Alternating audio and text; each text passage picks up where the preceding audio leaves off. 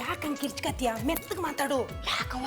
ಅಯ್ಯೋ ಅಯ್ಯೋ ಅಯ್ಯೋ ಬಟ್ಟೆ ಐತೆ ಎಂತ ದನ ಕಾರ್ಯ ಕೆಲಸ ಮಾಡಿದ್ಯಾ ಬಿಡವ, ಪ್ರಾಣ ಹೋಯ್ತದ. ಹುಡ್ತು ಅನ್ನೋ ಹೊಸ ಪ್ರಾಣ ಬರೋ ಹೊತ್ನಲ್ಲಿ ಪ್ರಾಣ ಹೋಗೈಸಿ ಯಾಕೆ ಮಾತಾಡ್ತೀಯಾ? ಅವ ನನಗೂ ಬಾಳೆಹಣ್ಣಿಗೂ ಇರೋ ವಯಸ್ಸು ನಂತರ ನೋಡ್ಬಿಟ್ಟು ಊರ್ ಜನಗಳೆಲ್ಲ ಆಡ್ಕೊಂಡು ನಗಾಡ್ತಾರೆ. ಇಂಥ ಟೈಮ್ಲಿ ನಮ್ಮ ಅಪ್ಪನಿಗೆ ಇನ್ನೊಂದು ಬೇಕಿತ್ತ. ನಾನು ಹೇಳ್ತಾ ಇರೋದು ನಿಮ್ಮಪ್ಪನ ಬಗ್ಗೆ ಅಲ್ಲ, ನೀನ್ ಅಪ್ಪ ಆಗೋ ಬಗ್ಗೆ. ನಾನು ಅಪ್ಪ ದಿಟ ಹೇಳ್ತಾ ಇದೆ ತಾನೆ. ನಿನ್ನಾಣಿ ಆಗ್ಲೂ ದಿಟ್ಟ. ಅವೇ ಸುರಾಜ್ಗ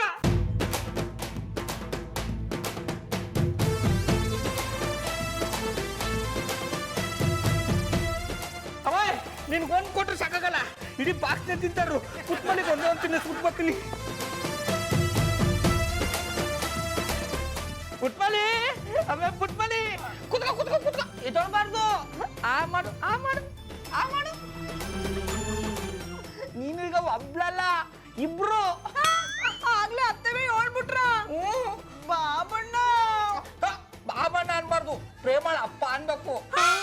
ಪ್ರೇಮಣ್ಣಪ್ಪನ ಹ್ಞೂ ಮತ್ತೆ ನನ್ಗೇನಾದ್ರು ಹೆಣ್ಣು ಕೂಸುಟ್ರೆ ನಮ್ಮ ಪ್ರೇಮಜ್ಜಿ ಹೆಸರಿಡ್ತೀನಿ ಅಂತ ಡಿಸೈಡ್ ಮಾಡ್ಬಿಟ್ಟಿದಿ. ಅದಕ್ಕೆ ಹಂಗಿಟ್ಟಿ. ನೀನು ಅಷ್ಟೇ, ಇನ್ಮೇಲೆ ಪುಟ್ಮಲಿ ಅಲ್ಲ, ಪ್ರೇಮಳವ್ವ. ಬಾಬಣ್ಣ ಆಗ್ಲೇ ನಾಮಕರಣನು ಮಾಡ್ಬಿಟ್ಟವ್ರೆ, ಮತ್ತೆ ಸತ್ಯನಾಶ ಆಯ್ತು. ಆಮೇಲೆ ಪುಟ್ಮಲಿ ಈ ಖುಷಿಗೆ ಇಡೀ ಏರಿಯಾಕ್ಕೆ ಲಾಡು ಹಂಚ್ಬೇಕು ಅನಿಸ್ತಾ ಇದೆ. ಬಾಬಣ್ಣ ಇದೆಲ್ಲ ಬೇಕಾ? ನೀನು ಹೇಳೋದು ಸರಿ ಕಣ್ತಕ. ಲಾಡು ಹಂಚಿ ದುಡ್ಡೆಲ್ಲ ಖಾಲಿ ಮಾಡ್ಕೊಂಬಿಟ್ರೆ ಪ್ರೇಮಾಳ ಭವಿಷ್ಯಕ್ಕೆ ದುಡ್ಡು ಹೆಂಗೆ ಕೂಡಿಡೋದು ಅಂತ ಇದೆ. ಶ್ರೀರಾಮ, ನಮ್ಮ ಅತ್ತೆ ಬಾಬಣ್ಣ ಇಬ್ರು ಕೂಸ್ ಬಗ್ಗೆ ಇಷ್ಟೊಂದು ಕನ್ಸು ಕಾಣ್ತವ್ರೆ, ನಾ ಯಾನ್ ಮಾಡ್ಲಿ ಈಗ?